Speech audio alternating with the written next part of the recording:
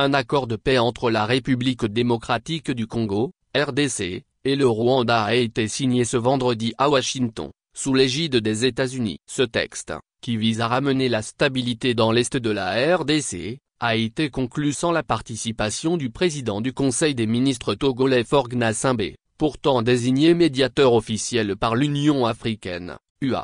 L'absence du Togo à la table des négociations a relancé les critiques autour de la nomination controversée de Faure Gnassingbé à ce poste sensible. Contesté dans son propre pays, où des manifestations contre son régime ont récemment fait plusieurs morts, cette désignation avait suscité une vague d'indignation au sein de la classe politique togolaise et de la société civile. Pour ses détracteurs, Faure Gnassingbé, qui fait face à une grave crise politique après une révision constitutionnelle controversée, n'avait ni la légitimité ni la neutralité requises pour assumer un tel rôle.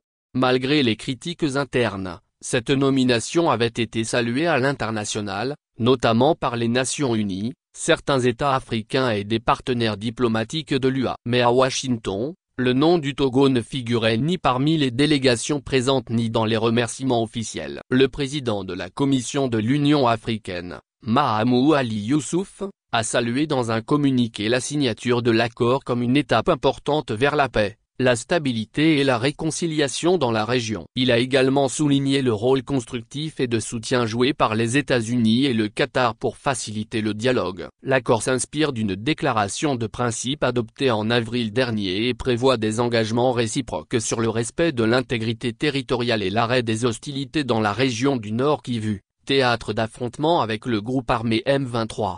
La cérémonie s'est tenue en présence du secrétaire d'État américain Marco Rubio, ainsi que des ministres des Affaires étrangères congolais et rwandais, Thérèse Kayikuamba-Wagner et Olivier Nduhungira.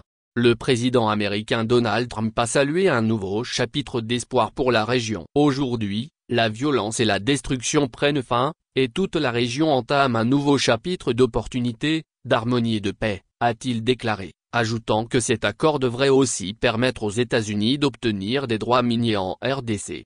Au Togo, pendant ce temps, les manifestations contre le pouvoir en place se poursuivent. 3 personnes ont été tuées lors des mobilisations à Lomé, les 26, 27 et 28 juin derniers, bien qu'aucun bilan officiel n'ait été communiqué par les autorités.